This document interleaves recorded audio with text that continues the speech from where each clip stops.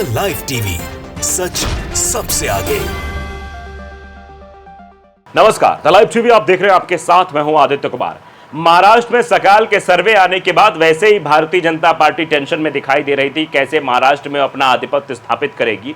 और उसके बाद अब एक और खबर सामने आ गई है। दरअसल शरद पवार ने अजीत पवार गुट में एक सेन लगा दी है, या ये कहिए कि एनडीए में बड़ी सेन लगा दी है। छगन भुजबल मिलने पहुंचे हैं और छगन भुजबल का उधर जाना ये बात की तस्दीक करता है कि अब बहुत बड़ा खेल होने वाला है, क्योंकि सकाल के सर्वे आने के बाद अब नेताओं को भी शायद इस बात को समझने में देर नहीं लगेगी कि पल्ला किसका भारी है। और जब जिसका पल्ला भारी होता है उस तरफ नेताओं का रुख अपने आप परिवर्तित हो जाता है। तो हो सकता है कि एक बड़ा खेल होने के आसार जो महाराष्ट्र में दिखाई दे रहे हैं वो सच साबित हो जाएंगे। और ऐसे में ये समझना बेहद दिलचस्प होगा कि जिस तरीके से बात हुई थी कि शरद पवार की राजनीति के चाणक्य कहे जाते हैं, तो वो अपनी चाणक्य नीति के माध्यम से कुछ ना कुछ ज़रूर करेंगे। और अब उनकी ये चीज़ें दिखाई भी दे रही हैं।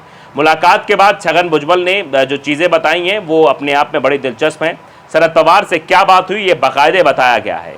अजीत पवार की नाराजगी की चर्चा के बीच छगन भुजबल शरद पवार से मिलने उनके आवास पहुंचे। शरद पवार से अचानक हुई मुलाकात के बाद छगन भुजबल ने बताया कि उनकी किस मुद्दे पर बात हुई है, और उसी मुद्दे पर सबकी नज़र टिकी हुई है कि आखिरकार क्या बातचीत हुई होगी, किन मुद्दों को लेकर बातचीत हुई होगी और क्या उसका इम्पैक्ट निकल कर सामने वाला, इन सब चीज़ों को लेकर। महाराष्ट्र सरकार के मंत्री छगन भुजबल की राष्ट्रवादी कांग्रेस पार्टी अजीत पवार से नाराजगी के चर्चे कुछ दिनों से सुर्खियों में है। छगन भुजबल ने एक दिन पहले ही बारामती की जन सम्मान रैली में भी शरद पवार पर जमकर हमला बोला था।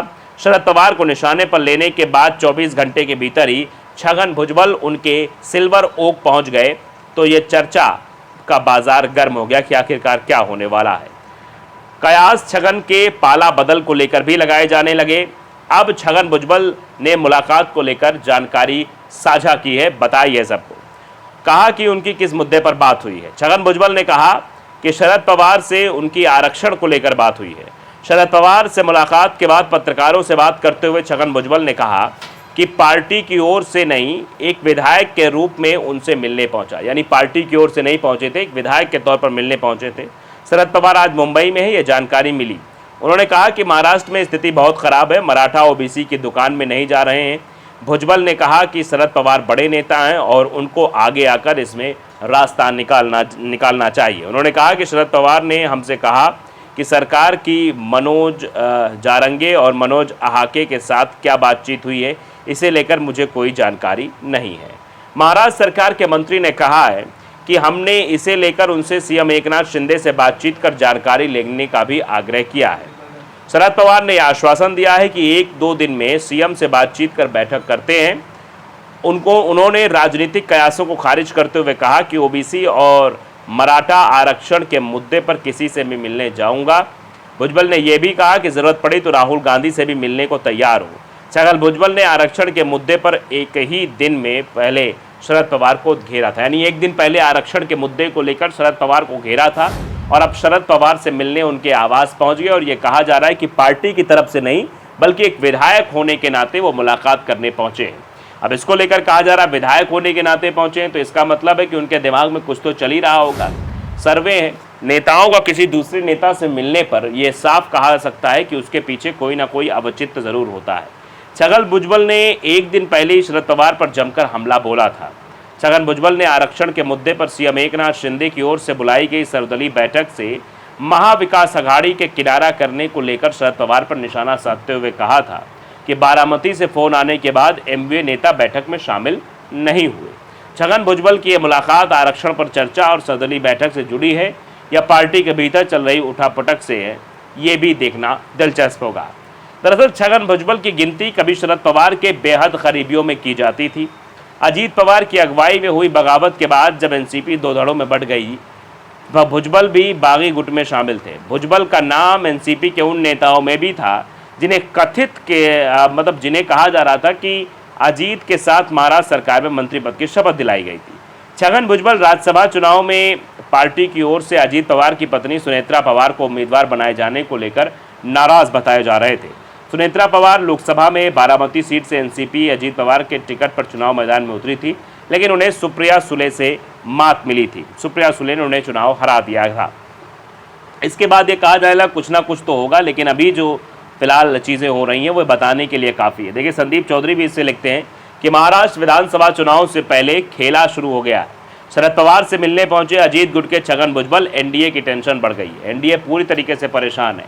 नेताओं के मुलाकात करने का ये सिलसिला अगर शुरू हो जाता है तो उसके बाद ये तय हो जाता है कि हाँ आने वाले समय में क्या होगा।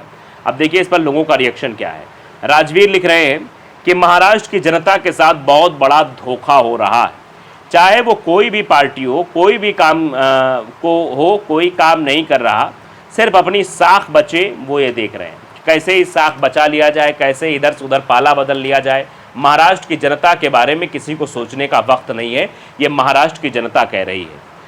जनता को किसी भी एक पार्टी को पूर्ण बहुमत देना चाहिए ताकि ये उठा पटक बंद हो और काम हो राज्य में, यानी उठा पटक का दौर बंद हो और काम हो। अब ये देखिए अनिल गोदरा लिखते हैं कि हाँ कुछ भी हो, एकनाथ जी पी करने जा रहे हैं उद्धव ठाकरे जी के बाथरूम में तो भी एनडीए की मुश्किलें बढ़ी। आप समझ सकते हैं क्या इशारा है, क्या है मतलब। एक उम्र दराज इंसान हो के क्यों भद्दी बातें करते हो, शर्म आनी चाहिए। ये दरअसल उन्हीं के द्वारा बैठाए गए लोग हैं जो ये नहीं देख सकते कि क्या कुछ महाराष्ट्र में हो रहा है। महाराष्ट्र किस दिशा में है कभी नक्श में देखा है। कॉपी पेस्ट पत्रकार महोदय, महाराष्ट्र राजनीति और शरद पवार समझने को हज़ारों किलोमीटर दूर रहकर राजनीति समझ नहीं आएगी। आया राम गया राम ये सबके साथ होता है, कोई साथ जाने से राज्य में बदलाव आएगा नहीं।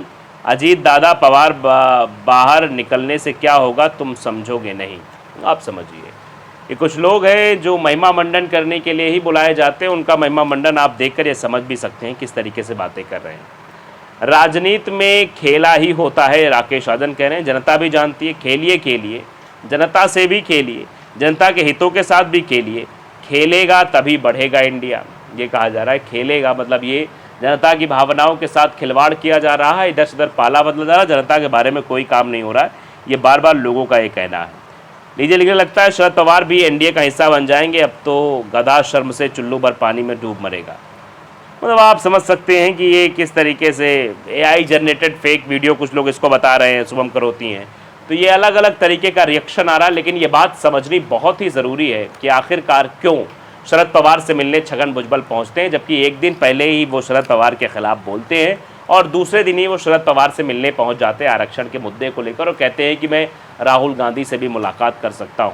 यानी वो न प्रधानमंत्री से मुलाकात करेंगे, ना वो अपनी राजनीतिक पार्टी जिसमें काम कर रहे हैं उनसे, उनके प्रमुख से मुलाकात करेंगे, ना वो सीएम एकनाथ शिंदे से मुलाकात करेंगे। वो राहुल गांधी से मुलाकात करने की बात क्यों कह रहे हैं, वो शरद पवार से मिलने क्यों गए हैं, जबकि ये लोग सत्ता में भी नहीं है। तो इसका मतलब आप समझ सकते हैं कि दाल में कुछ काला है या पूरी दाल काली है, ये कुछ ही दिन में स्पष्ट हो जाएगा। और जिस राज्य में जब जब चुनाव आते हैं तब तब नेताओं के पाला बदलने का सिलसिला शुरू हो जाता है। कुछ नेता कहते हैं कि वो हवा का रुख भाप लेते हैं, उनको अंदाज़ा लग जाता है कि हाँ किधर हवा का रुख चल रहा है।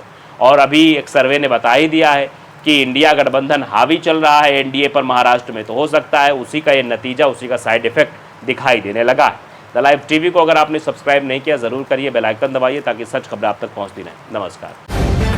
द लाइव टीवी, सच सबसे आगे।